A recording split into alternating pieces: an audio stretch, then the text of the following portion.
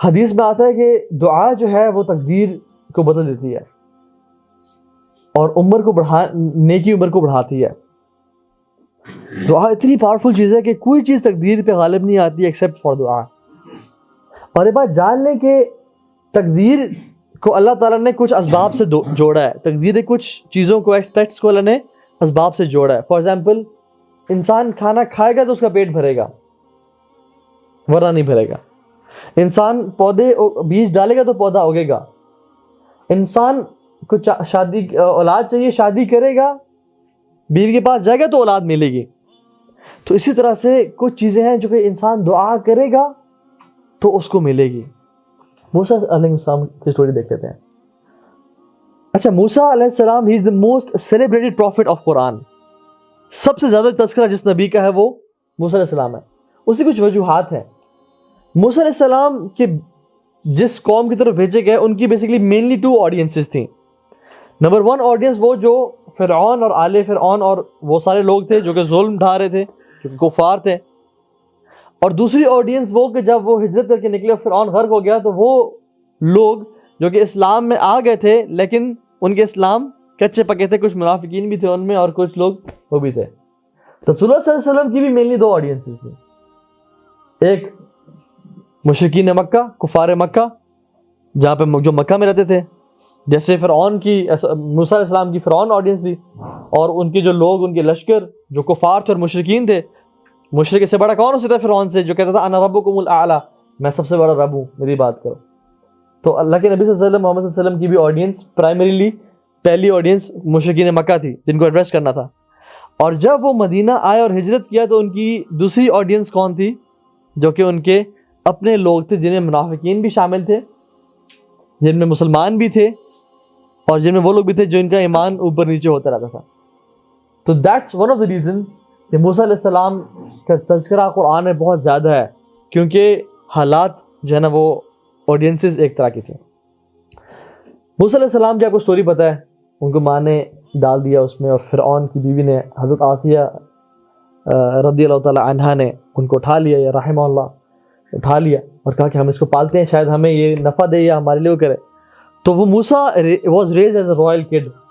اب فرعون کیا سمجھ لو بیٹا بن کے اس میں گزار تھے. ٹھیک ہے ان کو وی آئی پی ٹریٹمنٹ ملتا تھا اور سب کچھ ان کا لگ کیا بادشاہت ہوگی اس میں.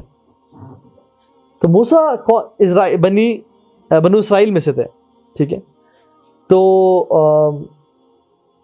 وہ اٹھے ان جو جوان ہوئے تو اللہ تعالیٰ نے ان کو طاقتور قوتور بنایا.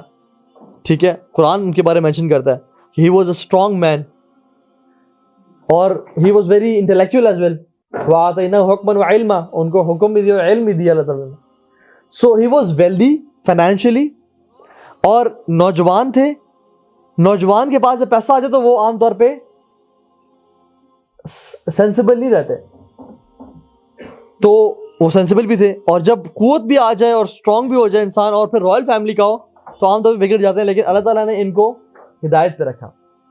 اب یہ کیا کرتے تھے ان کا تو چاہتا تھا کہ لوگوں کی جو ظلم ہو رہا ہے ان کو میں ختم کروں. تو یہ ایسے ٹائم پہ نکلتے باہر کیونکہ رائل فیملی کو کے لیے الاؤڈ نہیں تھا کہ وہ باہر رینڈملی بازار پہ کے لوگوں کی مدد کریں. تو وہ دوپہر کے ٹائم میں نکلی جس کو وہ لوگ سیسٹا بولتے ہیں یا ہم لوگ عربی میں کیرولا بولتے ہیں.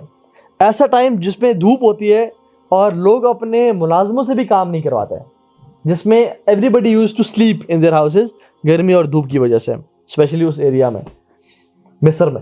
تو وہ وہاں پہ وہ اس ٹائم نکلتے تو وہ لوگوں کی ہیلپ کرتے.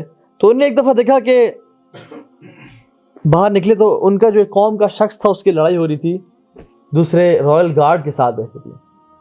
اور وہ کیا کر رہا تھا وہ کہہ رہا تھا کہ وہ آپس میں بحث کر رہا تھا. تو اس نے موسیٰ کو پرووک کیا کہ یہ مجھ پہ ظلم اور زیادتی کر رہا ہے. تو موسیٰ علیہ السلام since he was a very strong man انہوں نے اس کو مکہ مارا اور وہ وہیں پہ مر گیا. اب نو اگر آپ کوئی عام قتل کرے نا آپ نہ کیجیے گا میں مثال دے رہا ہوں. ٹھیک ہے اگر کوئی انسان قتل کرے تو پولیس اس کو پکڑتی ہے پکڑنے کے پیچھے لگتی ہے. لیکن اگر آپ کوئی پولیس کا بندہ مار دیں تو پھر they go crazy, they will definitely find you. تو سمجھ لیں رائل گارڈ کو مار دیا مطلب پولیس کا ان کا اپنا بندہ مار دیا. اب پورے شہر میں جو ہے نا طوفان مچ گیا کہ موسیٰ کو ڈھونڈو. ہر بندہ ڈھونڈ رہا ہے موسیٰ کو. تو موسیٰ علیہ السلام نے کیا کیا کہ نکل گئے.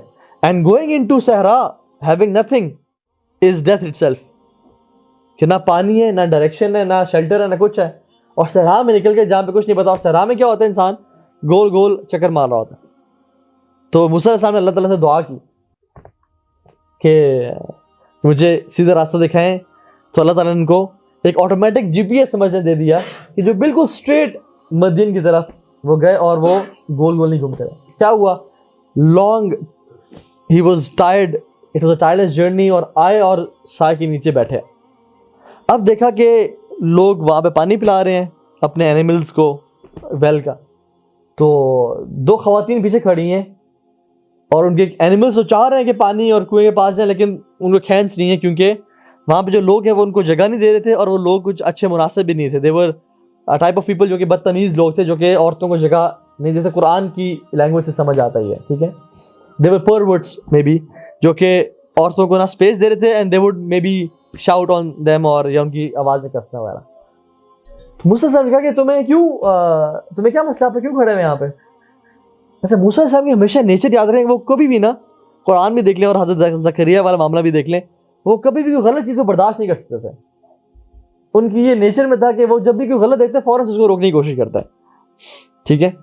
تو گئے ان کے پاس, انہوں نے کہا آپ کیوں نہیں کھڑی ہوئی, کیوں ایسے سے. تو انہوں نے کہا ہمارا والد جو ہے نا وہ بزرگ ہے, تو ہم یہاں جا نہیں سکتے کیونکہ وہ وہاں پہ مرد ہیں.